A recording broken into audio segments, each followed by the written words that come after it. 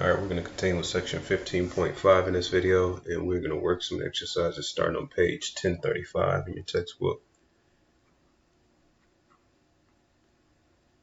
We are going to start with number 2, which says, in exercises 1 through 12, evaluate the surface integral over sigma of g of x, y, z ds. And our g of x, y, z they give us is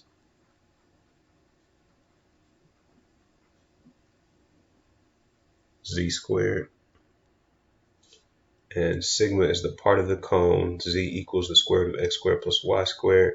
Between the planes, z equals 1 and z equals 3. All right, so one thing to make sure you're careful of is exactly what is your surface and what are just bounds for your surface. So this says the part of the cone between those planes. It doesn't say the part of the cone and those planes. So the planes are not included as part of our surface. It's just the cone, and the planes are just giving us some bounds. So first, we need to parameterize the surface because they didn't give us a parameterization. So, of course, we go for our favorite parameterization first and see if that works. And it indeed does because they've already solved for Z4. So, our favorite parameterization, x equals x, y equals y, z equals the square root of x squared plus y squared. Now we need some bounds for this. Whatever we're going to have to evaluate some kind of integral, we're going to need some bounds for our parameterization.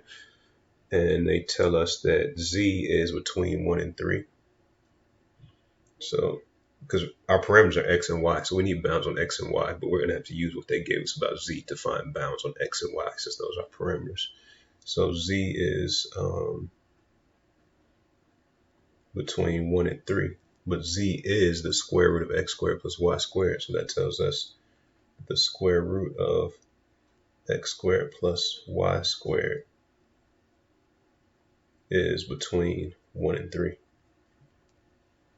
All right, so now when we have our parameters, we would like to say that x is between something and something and y is between something and something. We don't have that right now. So we want to do something to try to get that if possible, or we can just go ahead and set up our integral and then sketch the region and see if we can get some information out of that. I'm going to go ahead and sketch the region, although we're not setting up an integral yet. Normally I just sketch them when I'm setting up a double integral, but let's sketch and see what we have here, just so we can get some insight as to how we should proceed. So what am I sketching? I'm not sketching the cone. I'm sketching if we were to take that cone and project it down into the XY plane. So I'm sketching this right here, our domain D. So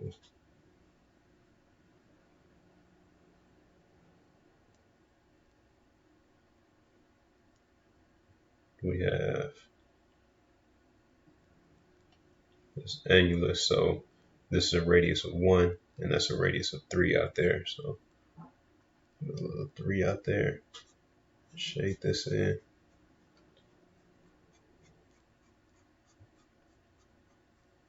That's the domain for our parameterization.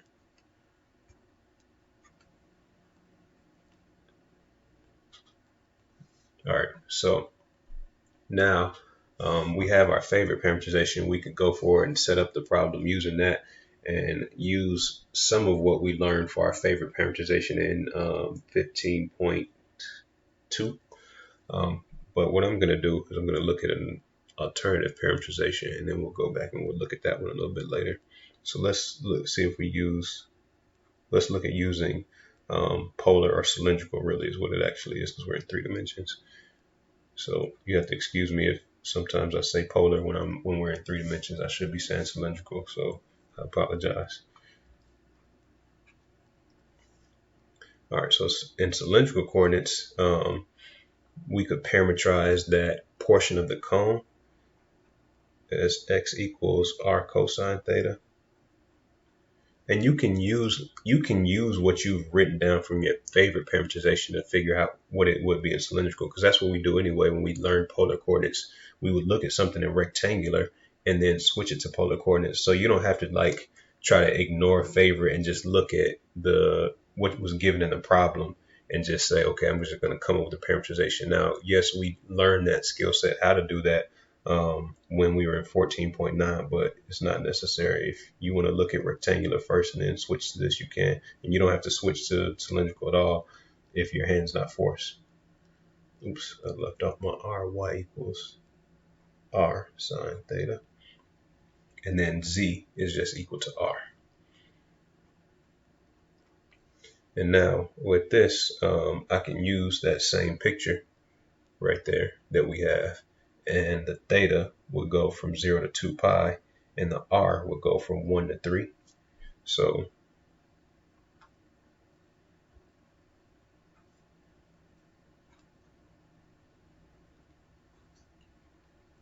and that was my rationale in switching, is that up here I was stuck. I couldn't figure out what x and y go between, nor could I. So I'll switch to this, and now I can figure out what my parameters go between. Up here I wanted x to go from whatever, maybe constant to constant, and y to go from function to function, but I couldn't do that here. So when I switch to here, now I see my parameters, which are r and theta. I can easily tell what their bounds are. So now I'm ready to actually go through the process of setting up that double integral. We'll look at what we would do in that scenario as well.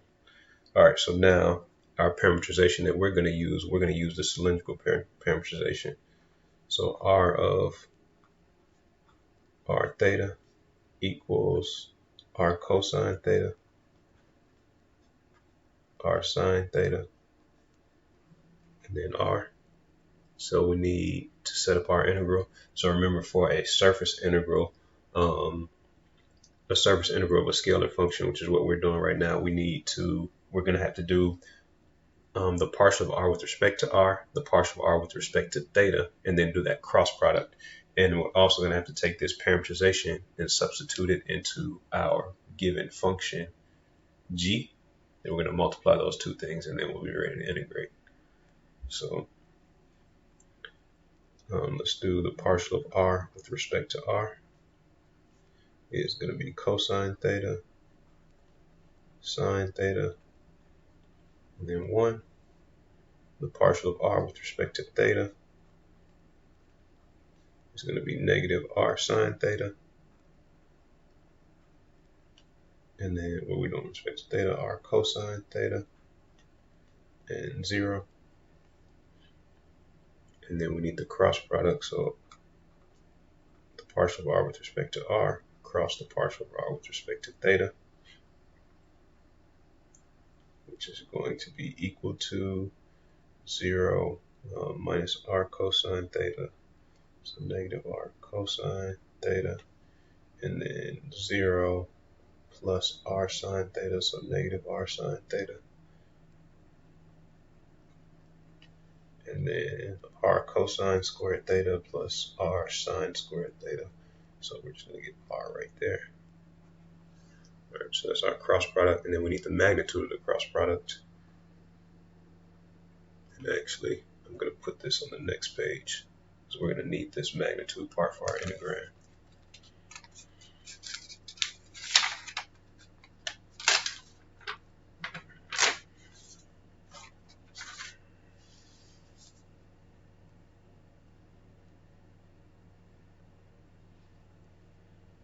So the magnitude of r sub r cross r sub theta is equal to the square root of r squared cosine squared theta plus r squared sine squared theta plus r squared.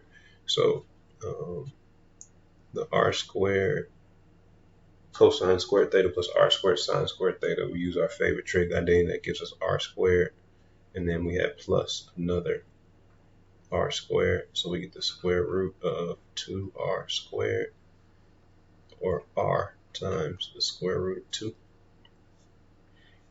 All right, so now we're ready to set up our integral. And remember, the way that we set that up is we do the surface integral over s of g of x, y, z. Since our we've been given g instead of f. When I gave you all the formula, I gave you f, but they're using g. Sorry about that. They're using g. ds, which is equal to, now we're going to look at our bounds. Our bounds, because we're doing stuff in terms of the parameters r and theta, theta varied from 0 to 2 pi, and r varied from 1 to 3. And now our integrand is, we're going to take our function, our scalar function that we were given, we're going to substitute in our parameterization to that function. So our parameterization was x equals r cosine theta, y equals r sine theta, and z equals r. But this function was just z squared. So our z was r, so we're just going to end up with r squared. And then times, so you do g with your parameterization substituted in, and then times the magnitude of this cross product. So it's going to be this times that. So then times r times the square root of 2. And notice we never had an integral set up before, so we didn't start with an integral in rectangular and switch to polar coordinates. We just had a polar parameterization, or actually a cylindrical parameterization is what it was. And so this right here is, we don't put in a Jacobian here at all, because we did not start with an integral and switch it. We didn't do a change of variables at all.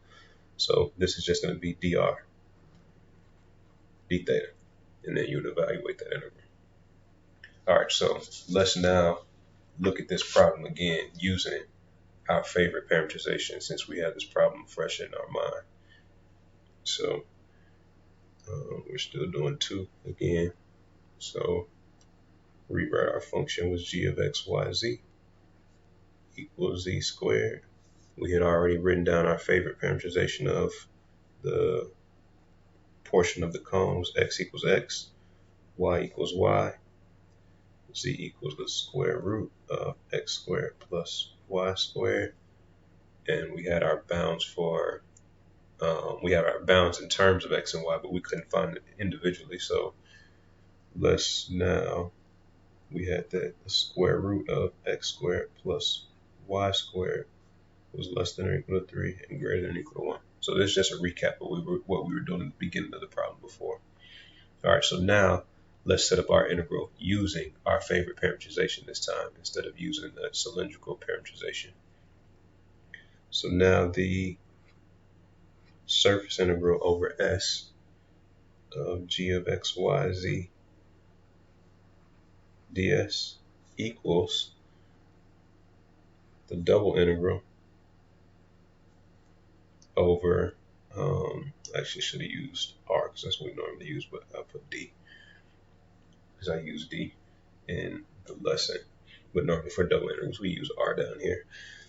So now what we're going to do is, the way that we set this up is we take our scalar function, we substitute in our parameterization. So we're going to put this in right there. So we're just going to end up with x squared plus y squared.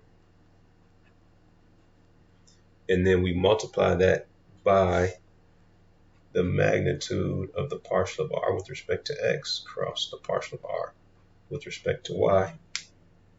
And then dA will evaluate that once we set this up entirely. So now this part right here, we looked at that, we've seen that over and over again when we looked at this, our favorite parameterization, when we learned it at 14.9.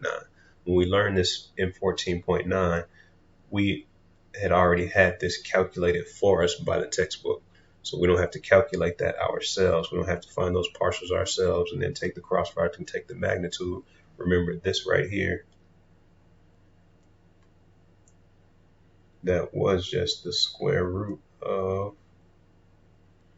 the partial of f with respect to x squared plus the partial of f with respect to y squared plus 1, where f is this function right here. So this is f of x, y. So now that part is done for us as long as we know how to take partial derivatives, which we all know how to do that. So let's go ahead and substitute that in there. So that is the double integral over d of x squared plus y squared times the square root of the partial of this with respect to x. We're going to get 1/2 and 2x and then over. So we're going to get x over x over the square root of x squared plus y squared, quantity squared. So, and then plus f sub y. It's going to be the same thing, except we'll have a y in the numerator.